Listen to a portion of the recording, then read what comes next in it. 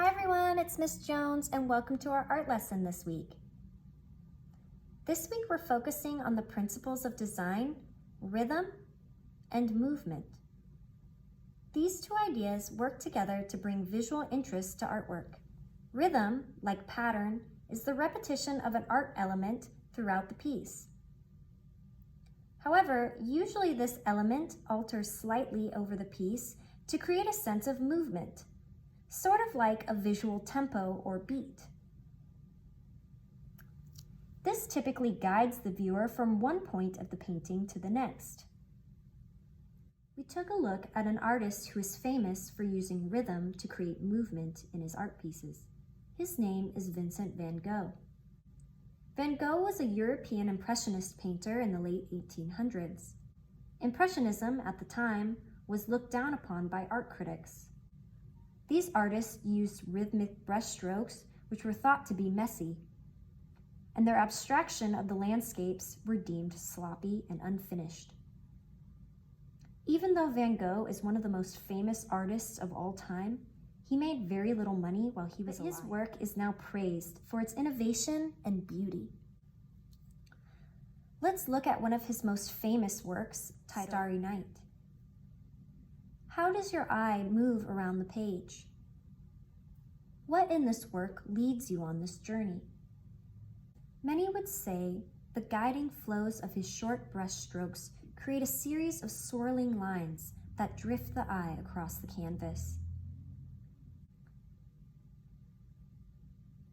In this work, we can almost feel the cold night breeze simply from this technique. If we look at some of his other work, we see a similar rhythmic movement in his brushstrokes. These suggest the rays of the sun, the shifting of the clouds, the uneven terrain. So what you're going to need for this project is a piece of paper, a pencil and an eraser, and crayons or colored pencils. So for today's project, we're going to mimic Van Gogh's Impressionist style to create our own visually rhythmic landscape. And we're going to make our landscape fall themed since it is fall. Before we get started, I'd like to look at work from another artist who became famous for his landscapes. This piece is called Fall Plowing by Grant Wood. Wood was a painter in the 1930s who became well known for his depictions of the Midwestern countryside. So I'd like to break down this painting with you to give you a few tips and tricks on creating a more realistic landscape. When we look at this painting, we can see that the landscape is divided into three distinct parts. The first part is the part closest to the viewer and is lowest on the page. This is called the foreground. In the middle of the painting, we have what we call the middle ground. And finally, at the top of our painting, we have the background. Artists like Grant have a few tricks to making something look close and far away. To make something look closer to the viewer, we put it in the foreground. We also make the object fairly large. If you notice, something that's closer to you appears larger. Try taking your pencil. Place it by the tip of your nose. Now extend your arm and see how the pencil changes its size. Objects placed in the middle ground appear smaller than those in the foreground. As we move up the page, objects become smaller and smaller. We can see the barn in the background. Look how tiny it looks. A barn is by far larger than the plow that's in the foreground. But because of its placement and size, we understand that the barn is much farther away from us. the higher we put something on the painting, the farther away it feels.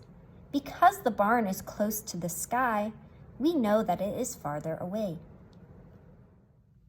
So when we start our landscape, we're going to want to divide it into our three parts, our foreground, middle ground, and background.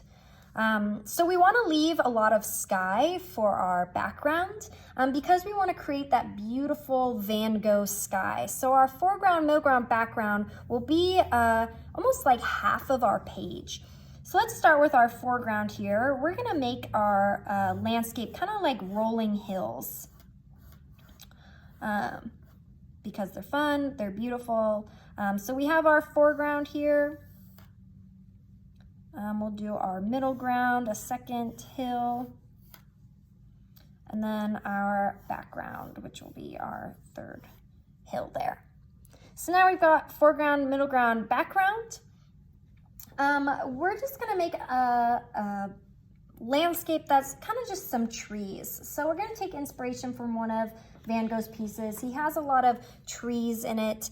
It's fall, so we're gonna make some fall trees, maybe with a few leaves on it, a little less leaves. But I'm gonna start by doing kind of a nice big tree here.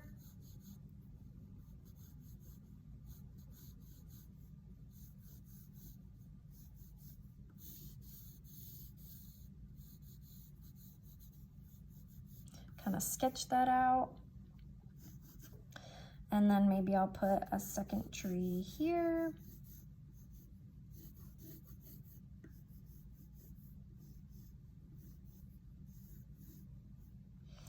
And then as we move to the middle ground, we want our tree to be smaller, just a little bit smaller.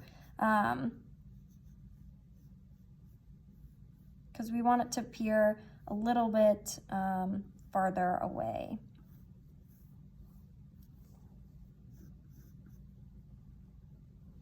And then as we move to the background, we can make it even smaller.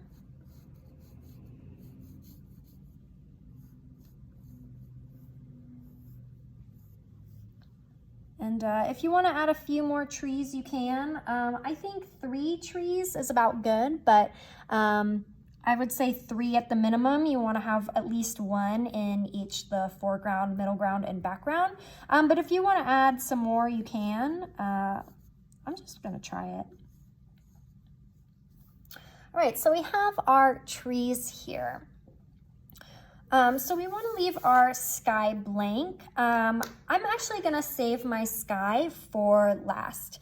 So before we add in our kind of impressionist brushstroke look, you want to kind of lay down some base colors. So it's kind of hard to create that texture of the brushstrokes, and will take so long if you try and do that over the whole thing. So I'm actually going to just color the ground kind of like one color.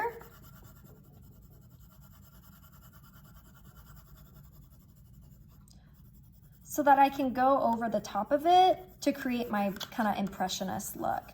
So that there's already at least some color, so if I ever miss a spot or anything, it kind of, you can't really tell.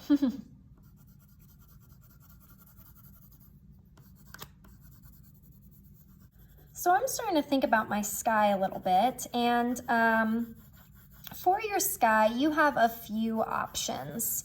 You can either do a daytime sky, kind of like a daytime radiant sun sky, or you could do kind of a night sky with swirly kind of winds, kind of like Starry Night.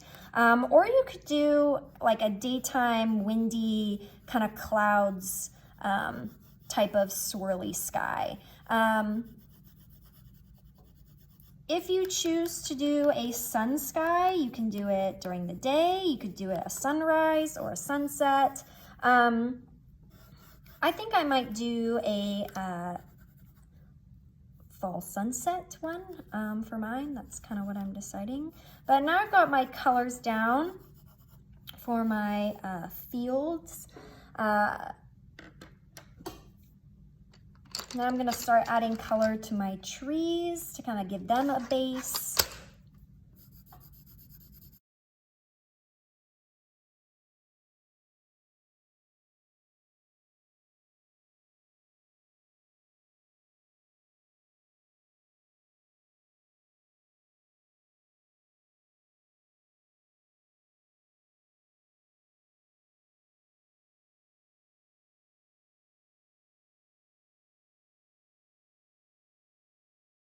Kind of putting down a base color, so when we do our Impressionist kind of texture on top of it, it will kind of show up more. So I suggest using light colors for your kind of background base layer.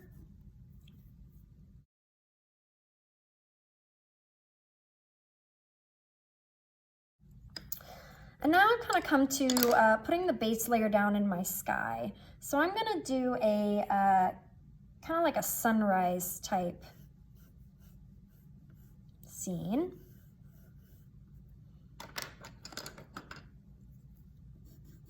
But like I said, you can do a nighttime scene, you can do kind of like a daytime windy blue sky scene, kind of however, whatever you feel like. I think this is just my interpretation, but don't feel like you have to do my version. So I'm gonna do kind of a sunrise kind of colors. Yeah. Try and do your pencil kind of light when you're coloring, or your crayon, whatever you're using. Try and kind of make it kind of light, because we're going to go over with our texture and we want to make sure that stands out. So this should be just kind of light, maybe not too intense, because we want to make sure we can see our texture. Because we'll push kind of hard to get our texture to show.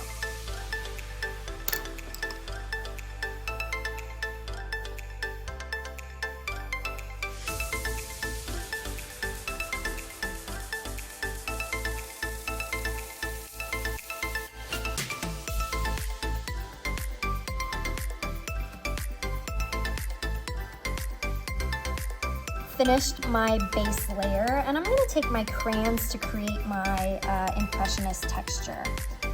You can use your colored pencils if you like, but I think I'm going to use crayons just because it feels like it'll stand out well versus the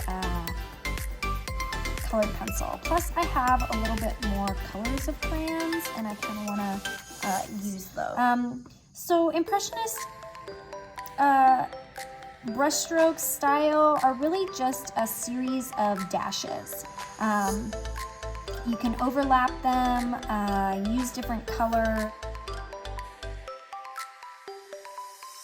But when you're doing your texture, think of it kind of like grass that you're creating. It's just a bunch of little lines, and they can be orderly or kind of on top of each other. If we look at Van Gogh's paintings, they're kind of all on top of each other. We don't want them to get muddy necessarily, which means like you can't see the marks anymore. We want to be able to see that they're kind of distinct marks.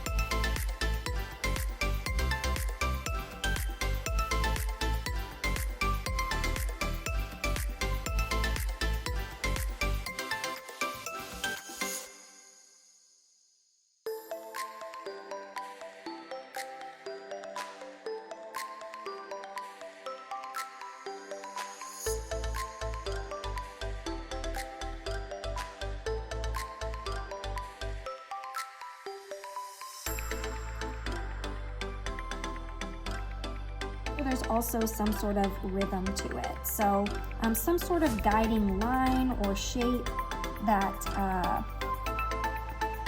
leads your eye somewhere. So I'm doing the rays kind of the sun. So they're all kind of in a straight line almost. Your rhythmic marks can be as far away from each other or as close to each other as you want. Try and fill up as much of the page with them as you can. I think it looks cooler that way, but you are the artist here, so your artistic vision and decision is up to you.